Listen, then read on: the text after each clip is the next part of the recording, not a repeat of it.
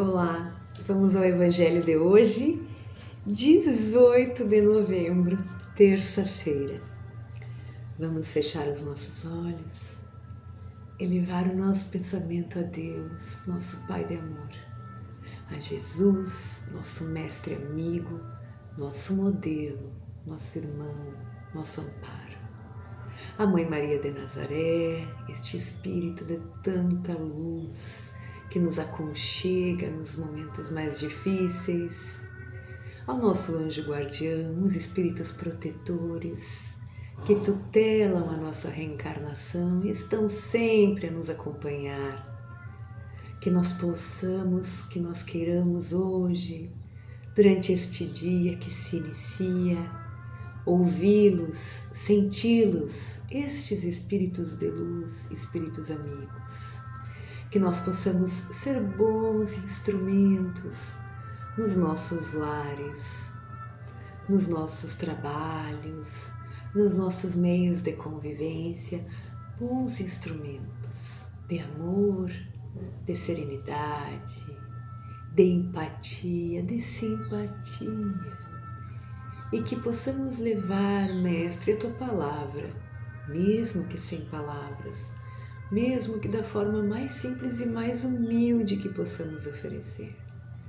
Para isso pedimos que fiquem conosco, Espíritos de Luz, hoje, durante o nosso dia e para todo sempre.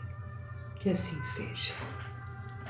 Então vamos ao nosso amado Evangelho, Evangelho segundo o Espiritismo. Vamos abrir para uma reflexão de hoje. Aqui, deixa eu baixar um pouquinho. Capítulo 10. Bem-aventurados os que são misericordiosos. Caiu aqui para nós, abrimos os olhos no item 20. Então, capítulo 10, item 20. Nas instruções dos Espíritos, a última parte do capítulo, o item 20 é uma instrução do Espírito São Luís, que aconteceu em Paris em 1860 e tem o título: É permitido observar as imperfeições alheias? Na verdade é uma pergunta. É permitido observar as imperfeições alheias? Kardec trouxe em forma de questionamento. Então vamos ver o que o Espírito São Luís vai nos responder. Seremos repreendidos em observar a pergunta. Seremos repreendidos em observar as imperfeições alheias quando disso não resultar nenhum proveito para eles, mesmo que não as divulguemos? Esta foi a pergunta de Kardec. Vamos ver a resposta de São Luís. Tudo vai depender da intenção com que se faz essa repreensão. Certamente não é proibido ver o mal quando o mal existe. Seria mesmo inconveniente ver por toda parte somente o bem. Essa ilusão prejudicaria o progresso. O erro está em fazer tal observação em prejuízo do próximo, rebaixando-o sem necessidade perante a opinião pública. Seria ainda condenável observar as imperfeições alheias apenas para satisfazer os nossos sentimentos de maldade e de alegria ao verificar o defeito dos outros. Ocorre o contrário quando lançamos um véu sobre o mal, ocultando-o do público e nos limitando a observá-lo para proveito próprio, ou seja, para estudá-lo, a fim de evitar fazer o que repreendemos nos outros. Essa observação é útil aos homens sérios que se dedicam ao estudo da moral, pois como eles descreveriam os defeitos da humanidade se não estudassem seus exemplos? Que Que passagem, meus irmãos! Então, como o Evangelho é real, é atual, não é mesmo? Parece que foi escrito, parece que é do jornal de hoje. Este ensinamento para nós, parece mesmo que é do jornal de hoje. Então, Kardec perguntou para os espíritos se a gente pode observar o mal.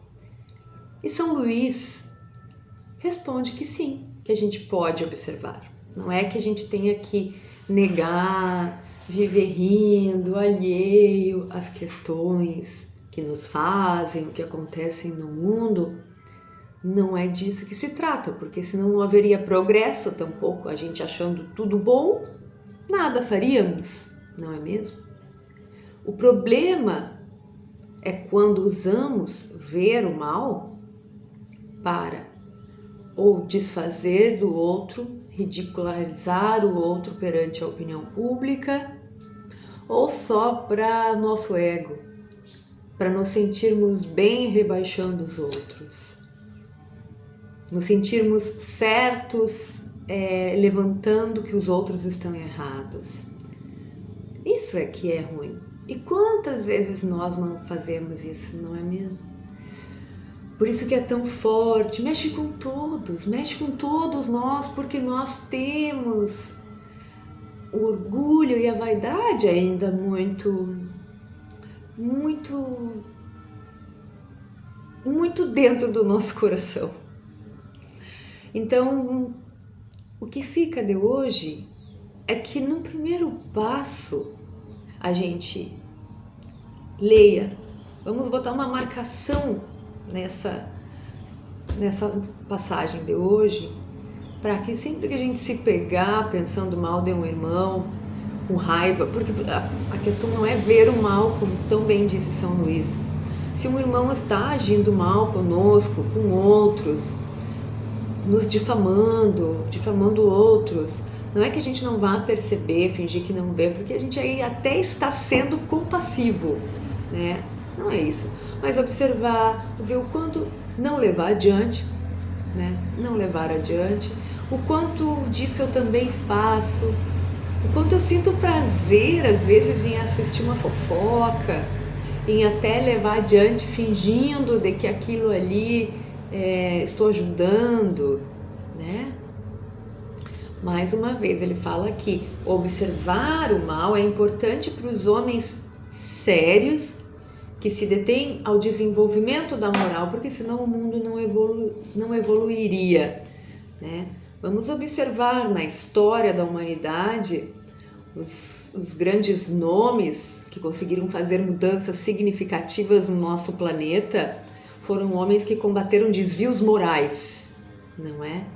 E nós, se não somos essas grandes figuras, somos pequenas coautores e podemos sim combater os pequenos desvios morais, não nos outros, em nós. E saber como agir diante os erros dos outros é essencial para a nossa própria paz de espírito, para a harmonia do grande conjunto, para amarmos os nossos irmãos independente de como eles estejam escolhendo agir. Muito bonito, né? Muito forte. Toca o nosso coração, porque nós sabemos que somos assim lá no fundo, né? Em algum momento. Vamos tentar mudar, nós vamos conseguir. Nós temos que nos esforçar. Vamos para uma pergunta do Livro dos Espíritos. Vamos lá. As várias existências do Espírito, segunda parte do capítulo 4. E veio aqui a pergunta 184A, que diz assim: se o Espírito nada pedir, o que determina o mundo onde ele irá encarnar? E os Espíritos respondem: o grau de evolução. Bom, aqui então, falando nas várias existências dos Espíritos, nós já falamos em algum momento sobre os mundos, há muitas moradas na casa do Pai, planetas em diferentes graus, diferentes estágios de evolução. Nós já falamos também que o nosso está em provas e evoluções indo para a regeneração, mas tem planetas mais adiantados que o nosso, menos adiantados que o nosso, e a pergunta aqui foi: o que determina em qual planeta, né? Em qual, como é que ele fala? Em qual mundo? Em qual mundo o espírito vai reencarnar? Dependendo do seu grau de evolução, né? É assim, conforme que nem na escola.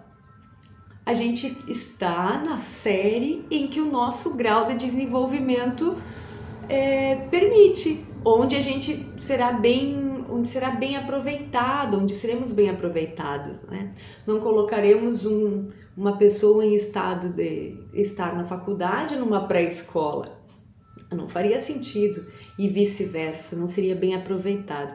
Então, conosco acontece a mesma coisa. Estamos nos mundos, cada espírito está no mundo onde melhor proveito do seu desenvolvimento pode ser tirado, de aprendizado, desenvolvimento psíquico, moral.